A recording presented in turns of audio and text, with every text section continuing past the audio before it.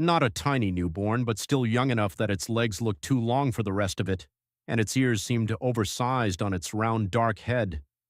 Its black fur was matted with leaves and burrs. One side of its muzzle was muddy. Its chest rose and fell in quick, frightened breaths, and it was staring straight into the house. Melissa's first feeling was fear. The second was worse. Where there is a cub, there is usually a mother. She stepped backward at once and called toward the hallway. "Tom?" Her husband answered from the bedroom in the distracted way of a man still dressing. "What?" "There's a bear on the porch." Silence. Then, much more awake. "What?" Tom Carter came into the kitchen half-buttoned into his flannel shirt, saw his wife's face, and stopped joking before he had even reached the doorway. He followed her gaze outside and went rigid. The cub had not moved. At 51, Tom had lived in those mountains all his life. The cub made a sound then, not a growl, not exactly, but a low, broken crying sound, so full of strain and confusion that it made Melissa's heart turn over in her chest. "Tom," she whispered, "something's wrong." Their daughter, Abby, came in just in time to hear that sentence. At 16, Abby possessed the excellent instincts of both teenagers and smart mountain kids. Move toward the window when something impossible is happening, and do it quietly enough that adults won't stop you before you see it yourself. She came to stand beside her mother, took one look through the screen, and clapped a hand over her mouth. "It's a baby." "No kidding," Tom muttered. "Where's the mom?" That was the question all three of them were asking. The cub scratched the door again. Then abruptly it dropped back to all fours, turned toward the yard, and trotted several steps toward the tree line before stopping and looking back. Melissa stared at the rifle. "You're not going to shoot anything." "I'm not planning to," he said, "but I'm not walking into the woods behind a bear cub empty-handed." Abby grabbed her coat. "I'm coming." "You are not." "She'll just follow if we leave her," Melissa said tiredly because she knew her daughter too well. Tom swore under his breath, which was not an answer but turned into one when he tossed Abby the flashlight anyway. The cub waited until all three of them were on the porch, then it moved, not running wildly, not bolting in fear. It kept a distance of 20 or 30 yards, enough to stay safe but not enough to lose them. It crossed the yard, slipped through the broken section of split-rail fence by the garden, and entered the woods beyond the house. The forest there dropped sharply into a laurel-choked hollow cut by an old logging road. The Carters knew the land well enough. Broad disturbed furrows in the wet leaves, as if something heavy had been dragged or had tried to crawl without use of its hindquarters. Abby's voice went quiet. "Oh, no." Tom rose without answering. The cub had gone ahead again and was now standing at the edge of a small ravine where storm runoff had torn the bank open, exposing roots and red clay. It cried once, high and sharp, then dropped halfway down the slope and disappeared behind a tangle of mountain laurel. The Carters followed. Melissa would later remember only fragments of the next minute. The smell first, blood and wet earth, and the sour, musky smell of bear. Then the sight. The mother bear lay in the bottom of the ravine, partly wedged between two boulders and a fallen hemlock trunk. She was alive, barely. A huge sow, black fur soaked with mud and rainwater, sides heaving in short, broken pulls. Her right hind leg was twisted under her body at a sickening angle, clearly broken. One shoulder was cut deep enough to show flesh through the fur. A raw scrape ran all along her flank. Above her, the slope had slumped badly, carrying rocks and soil down into the ravine. She must have fallen or been caught in a slide and trapped there when the hemlock came down behind her. The cub rushed straight to her and pushed its face against her muzzle. The bear lifted her head only an inch, then let it fall again. Melissa stopped so abruptly she almost pitched forward. "Oh my God." Tom had gone completely pale, not from fear anymore. From the sight of the cub, this little creature that should have hidden, should have fled, should have waited beside its mother until hunger or instinct overcame loyalty, instead walking to a human house and bringing them back here. Abby began crying without sound, one hand over her mouth. The sow saw them. That was the worst moment. Her eyes opened, dark and glazed with pain, and fixed on the three humans above the ravine. Tom raised the rifle instinctively, though not to aim. The cub stepped between its mother's head and the stranger's with an absurd bravery that would have been almost laughable if it weren't so devastating. But the sow could not rise, could barely move. And there, in that unbearable stillness, every one of them understood something together. The cub had gone for help because it had no other choice left. Tom lowered the rifle.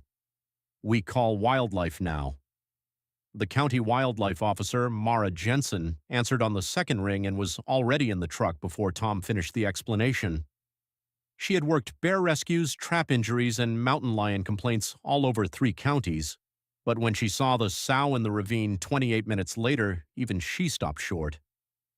"That cub brought you here?" Tom nodded once. Mara looked from the cub to the sow and back again, face set in grim professional lines that still could not quite hide her astonishment.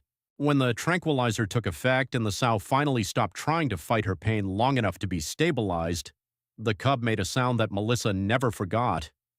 It was not a roar, not a cry, not quite anything she had heard from an animal before. Just grief and terror poured into one small body. The team moved fast after that.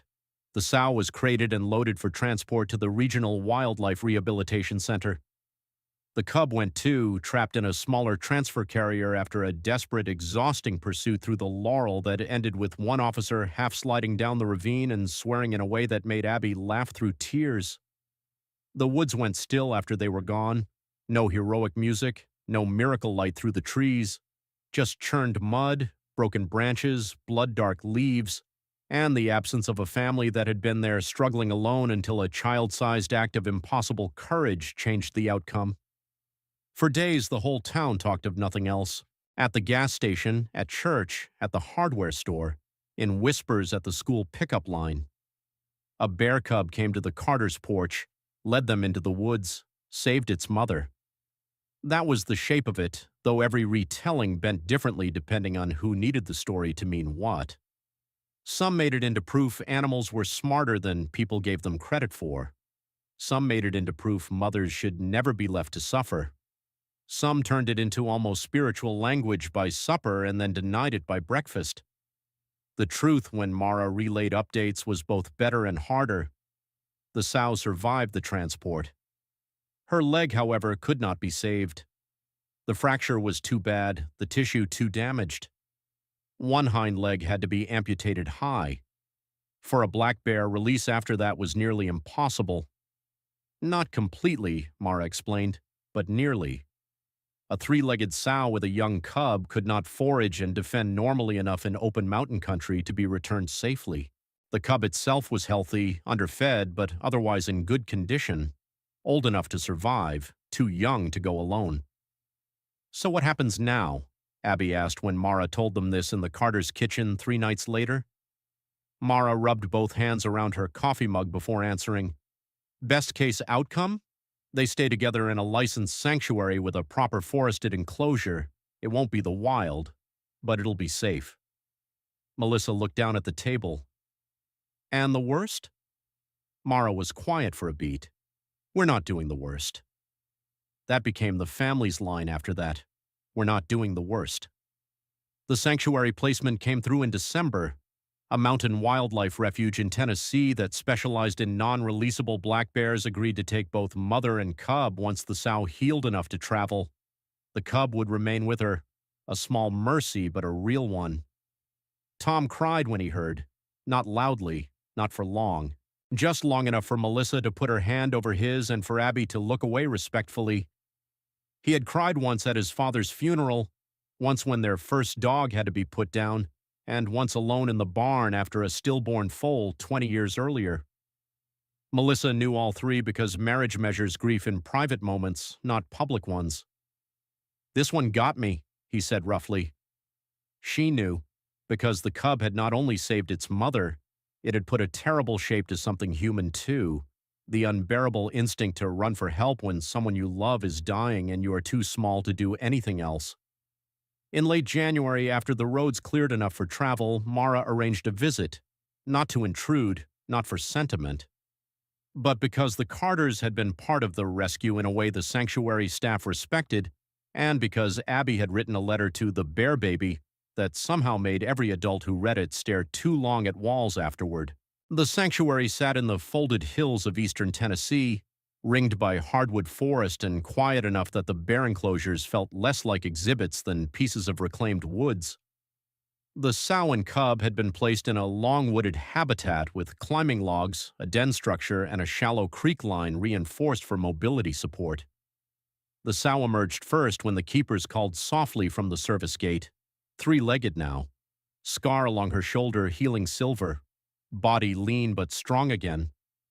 Behind her came the cub, larger now, winter thick and alert, no longer trembling or desperate, but still unmistakably the same little bear that had stood on a farmhouse porch and scratched at a screen door. Abby gripped the fence rail so hard her fingers hurt. "Dad!" Tom nodded because he couldn't manage more than that. The cub saw them, or saw people at least. That wasn't what I asked. He smiled sadly without looking at her. Then I think yes. Years later, people still told the story in western North Carolina. A bear cub appeared on a family porch at dawn. What it led them to broke everyone's heart. Sometimes they told it for the wonder of it, sometimes for the sorrow, sometimes because they needed reminding that the line between wild and human isn't always drawn where people imagine it is. But the Carters told it differently, not as a miracle, not quite. More as a memory of one cold morning when the world placed a frightened child, furred, desperate, wordless, at their door and trusted them with what came after.